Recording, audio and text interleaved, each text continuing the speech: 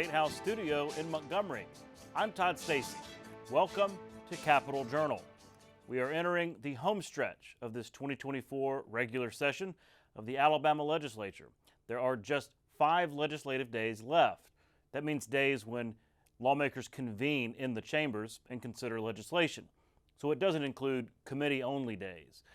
The House and Senate are expected to spread those 5 days out over the next 2 weeks, with the possibility of saving the final day for later in May. We'll know more for sure when they come back tomorrow. The House is scheduled to convene at 1 o'clock, and the Senate doesn't come in until 4 o'clock. That 4 o'clock start time is pretty late for the Senate on a Tuesday late in session, but keep in mind there are several committee meetings tomorrow morning. That includes the Senate Education Budget Committee, which is taking up the Education Trust Fund and related bills. Should they advance in committee tomorrow as expected, they'll be ready for passage on the Senate floor and perhaps final passage by Thursday. Let's take a refresher on how the Education Trust Fund looked as it passed the House a few weeks ago. It totals $9.3 billion for fiscal year 2025. That would be a record. Of that, $5.3 billion is dedicated toward local K-12 schools as part of what is known as the Foundation Program. $1.6 billion goes toward the state's colleges and universities. $586 million goes toward the Alabama Community College System. $681 million goes toward the State Department of Education for its various programs. And $200 million goes to the Department of Early Childhood Education, which runs the state's first-class pre-K program. Traveling alongside the ETF is the Supplemental Education Spending Plan. This is from unexpected revenue that will go towards this fiscal year.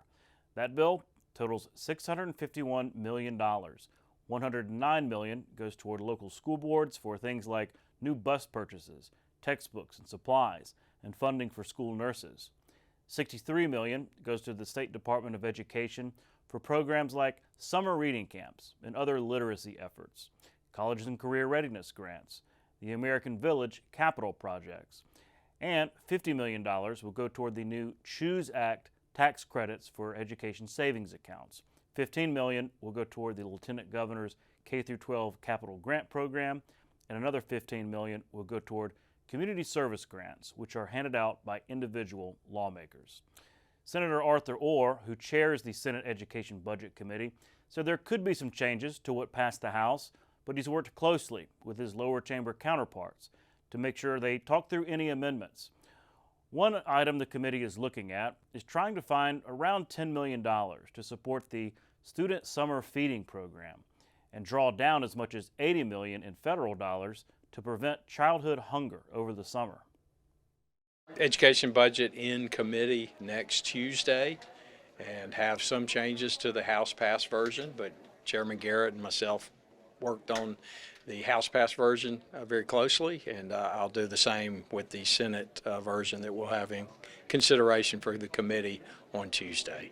One thing I've been hearing from members is a real concern about the summer youth feeding program, and that's something we're working to try to get that concern addressed. The number we're dealing with is $10 to $14 million for the state to manage that program. That's the cost that DHR informs me that they'll incur if we are to do the program. The federal government pays for, my recollection, $80 or $90 million of enhanced SNAP benefits for the summer feeding of children.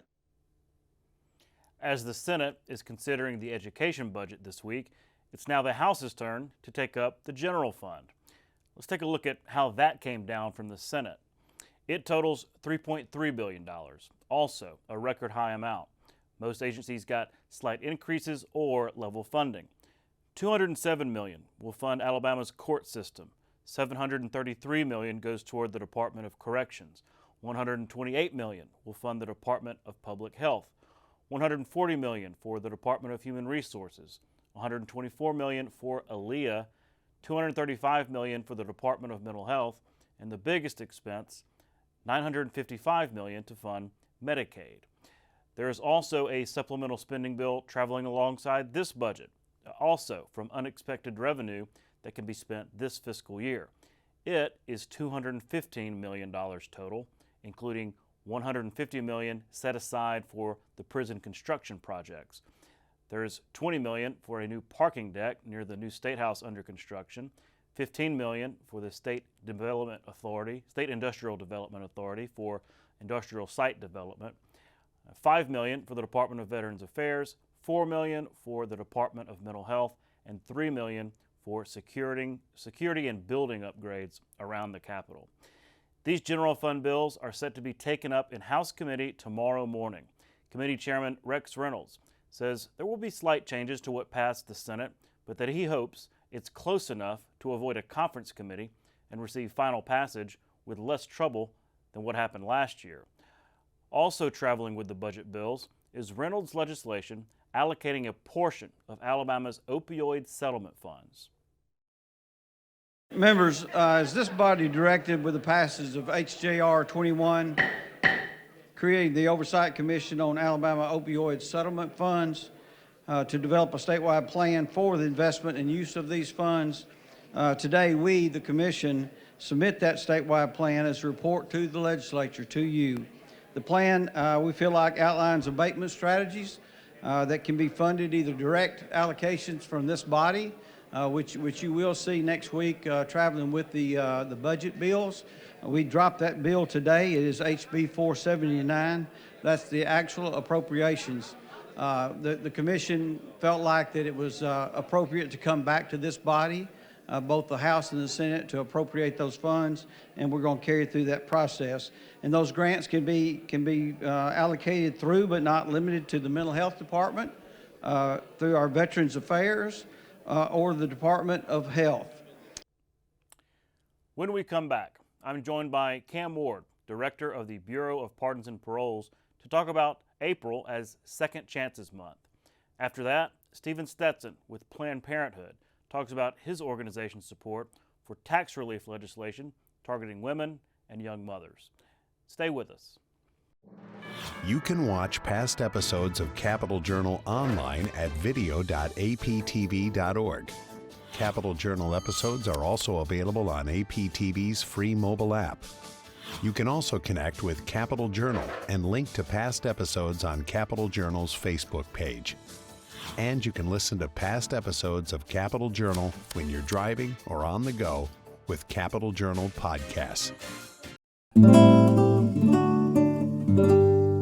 Created by the U.S. Congress on May 18, 1933, the Tennessee Valley Authority, or TVA, is the nation's largest public power company and a world-renowned regional development agency. It operates hydroelectric dams and coal-fired and nuclear power plants in northern Alabama and other southern states. TVA also manages the Tennessee River for flood control, navigation, recreation, and water quality.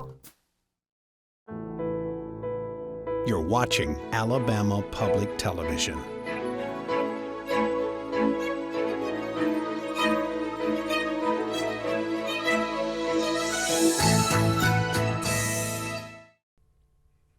Welcome back to Capital Journal.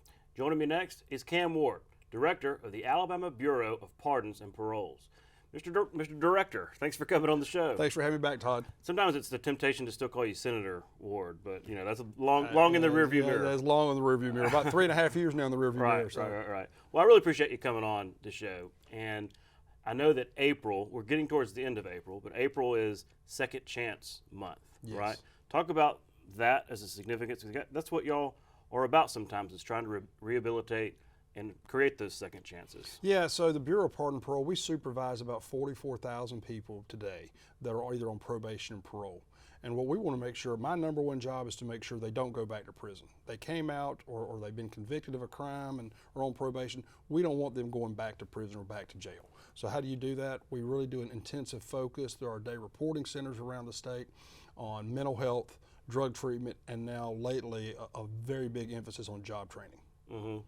Well, talk about that. I know you've got these mobile vehicles using AI and things like this. Talk about that. Incredible. We had a program up in Huntsville, and I want to thank Alabama Power, Ingram State Technical College for partnering with us, where they had this it's a mobile trailer that comes up, huge, and they use iPads, advanced technologies such as headset AI that literally train you on jobs right there inside that trailer virtually, whether it be construction, whether it be inventorying, whether it be any other skill trade that's required. We have now about 14 trades that we partner on training people in. And when they leave those programs and they successfully graduate, you have many people making over $100,000 a year starting off. That person, properly supervised, and their addiction's gone, their mental health's dealt with, and a good job, the odds show they're not going to go back to prison. I think that's a goal that we all want. It's Public Safety 101. Well, yeah, that stands to reason. And also, I mean, how much conversation has there been about workforce and the struggle that we have to get people off the sidelines? People need workers in this economy. Jobs are available, so I've got to think that's got to be a part of it too. We've had 15 private sector employers approach us and say, we really need more people. We just don't have enough people participating in the job market, as the Secretary of Labor's talked about several times. So this is a gap that can help fill that gap. And we've had employers, like I say, come to us asking for employees. And I think it's a great process, because getting someone a good job, getting someone back on their feet really ensures that maybe that second chance, they're not going to commit a crime again. Mm-hmm. Well, and as always, we clarify that you're the director of the Bureau, correct, not in charge of the board. It's a separate, governing structure there.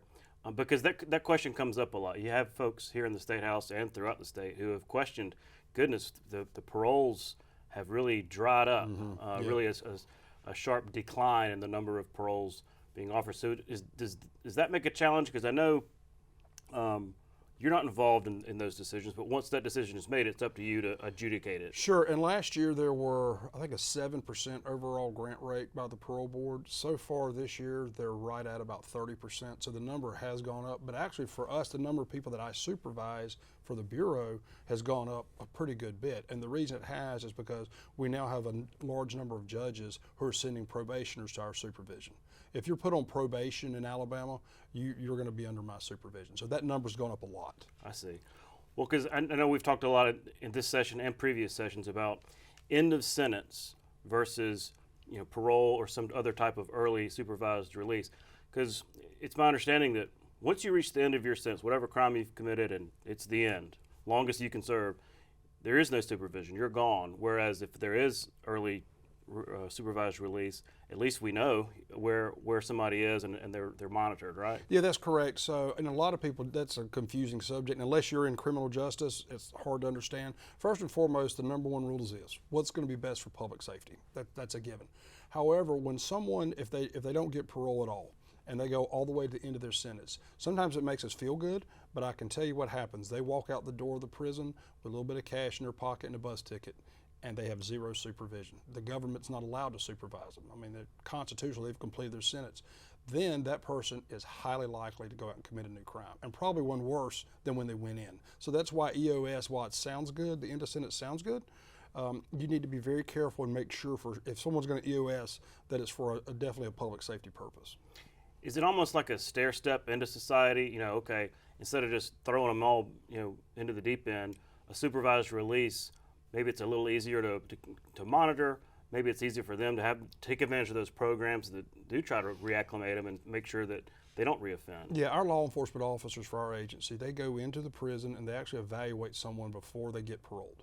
And they determine, are they a high risk to reoffend? Are they a medium risk? Are they a low risk? And then that governs the level of supervision they have. So we can narrowly tailor it to someone, say, who has a drug issue. Then we can tailor it, making them do drug rehabilitation. Maybe they have mental health. Then we can tackle that. But if they EOS any of those issues, they're all off the table. They're gone. Mm-hmm. I remember you talking about the three-legged stool of part of rehabilitation. Talk about that. The things that really go into being confident somebody's not going to reoffend. Well, and I take this time to thank our congressional delegation. I met with them last week, each one of them in their office, and they were very open-minded and really supportive of this, including Congressman Moore, who co-sponsored the Second Chance Act renewal in Congress, so a reauthorization in Congress. In short, it's this. And I'm explaining this up there to them, is if you tackle mental health, mental health, substance abuse, and job training, if you tackle all three of those, the chance of someone coming back to prison drops dramatically. Just to give you an example, in Alabama, our recidivism rate is now 29%, puts us 25th in the country. However, if you look at when you complete one of these DRC programs that we have that has mental health, has drug abuse, has job training, you treat those 3 areas, the recidivism rate for our facilities, it goes down to 4%. Wow. If we had that kind of recidivism rate in our state, we would be hands down the lowest in the country. The lowest right now is only 10%. So we can do this, and as part of our effort to join Reentry 2030, a national effort, the second state to do so, that's one of our biggest goals, is to cut our recidivism in half. Yeah. Well, and I'm sure it's hard to turn the aircraft carrier around overnight, right? These takes time. Reforms are going to take time to get, up to speed. Well, speaking of things like that, we're looking for the budgets to maybe be finalized this week. I know you're in the general fund. And are you comfortable with where your budget line items are now that's going into the Senate committee? Yeah, we this year asked for roughly about 3.5% to 4% increase, modest increase, primarily because 80% of our budget are salaries, and we have to maintain the staff, we have to replace staff. So I feel very happy where our budget is. We continue to do a heavy emphasis on obviously monitoring offenders who are out, but also doing the rehabilitation efforts that we talked about earlier. Well, I also spoke to Chairman Reynolds the other day about this opioid settlement money.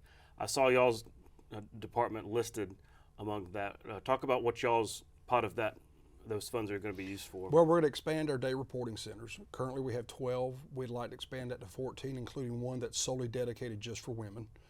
That'll be down to Thomasville, which we own, but we haven't staffed in a while. And then we also plan on investing more in drug treatment and again, more in mental health treatment, and continuing to expand on that partnership on the job training.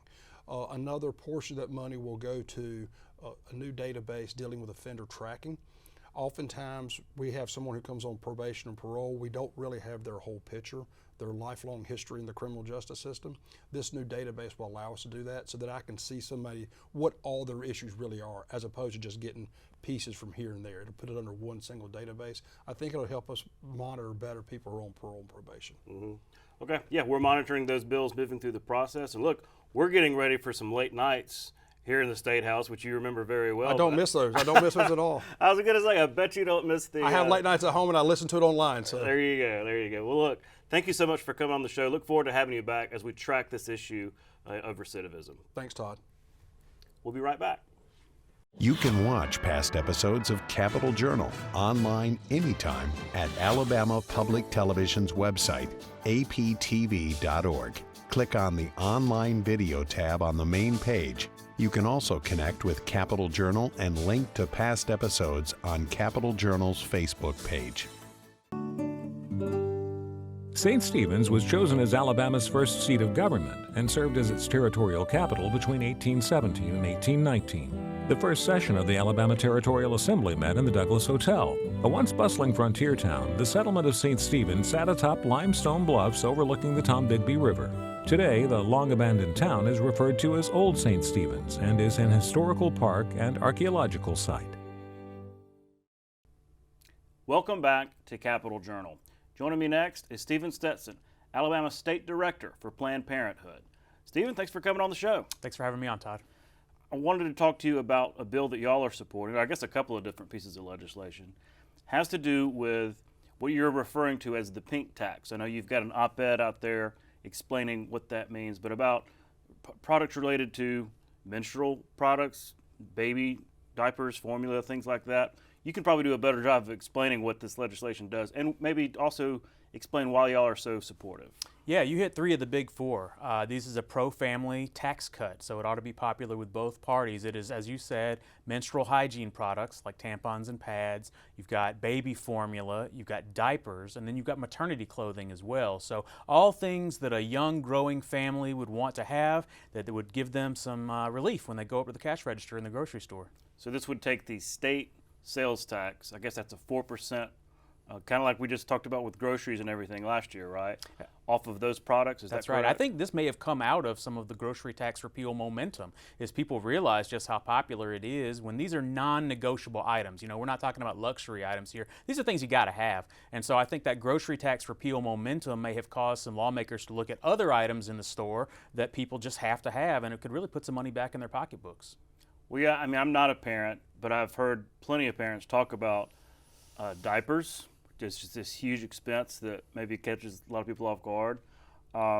Formula, another one. We had that big formula shortage that everybody was kind of freaking out about. But and again, you go to menstrual products.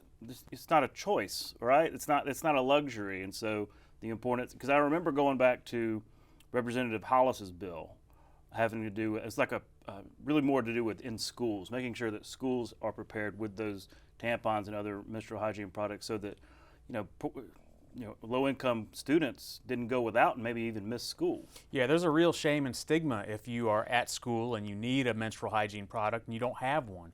And so that was a great pilot program that we were pleased got approved, and hopefully is going to be expanded this year in the budget, because it really has helped people stick around school, not go back home, and they can do extracurricular activities with less learning loss. And that's a great bill. But as to your point, these are not optional luxury items. We're talking about diapers and formula, and even if you're not buying them, you probably wore them. You probably used to drink infant formula. So, there's a lot of people at the cash register that are just realizing how expensive those products are. And I think, the studies show that even if they're not paying as much on these items, they'll spend that money on another aisle of the grocery store. They're still, they're going to spend that money one way or the other. So let's give them some relief on these kind of products. That's an interesting way to put it.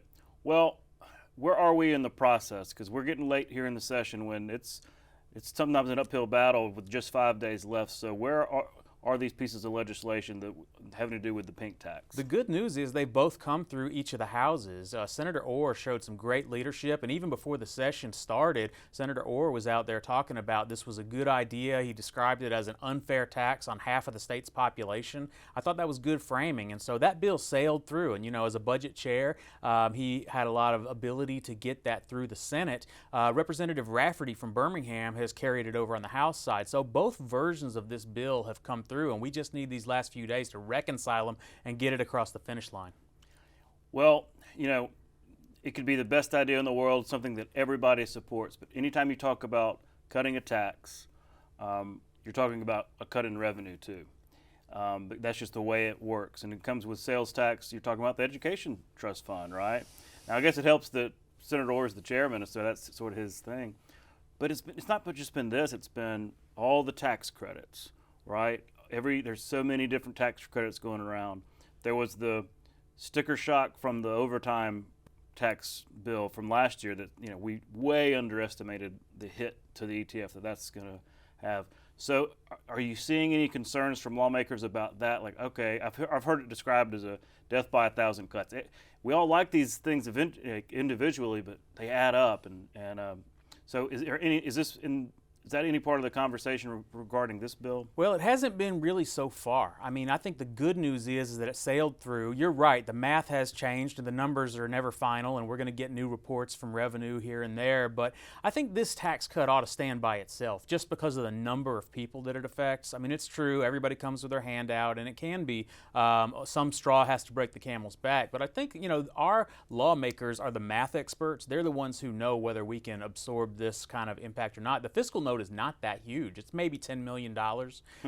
So I think what I would say to anybody who had concerns is don't make pregnant families be the people who make up the difference for some math error that somebody made last session. Like, these are folks who need relief now. There's a lot of talk about inflation in other parts of the economy, gas, milk, eggs, all these things are coming up. And I think just this opportunity means this tax cut in particular should stand on its own merits.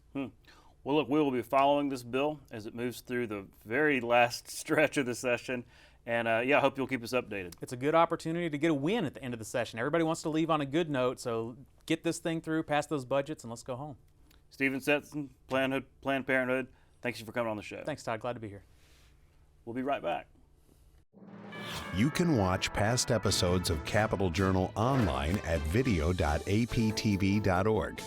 Capital Journal episodes are also available on APTV's free mobile app. You can also connect with Capital Journal and link to past episodes on Capital Journal's Facebook page. And you can listen to past episodes of Capital Journal when you're driving or on the go with Capital Journal podcasts.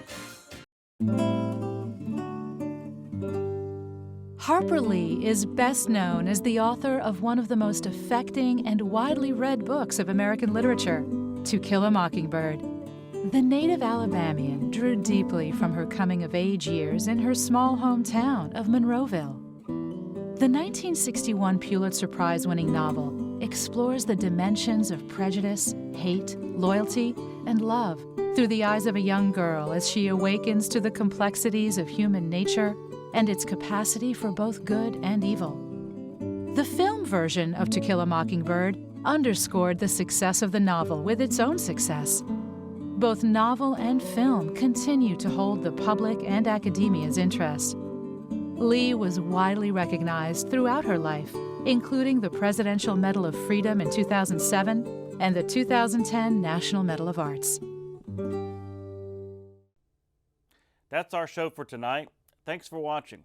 Hope you'll tune in tomorrow night at the same time for more coverage of the Alabama legislature here on Alabama Public Television. For our Capitol Journal team, I'm Todd Stacy. We'll see you next time.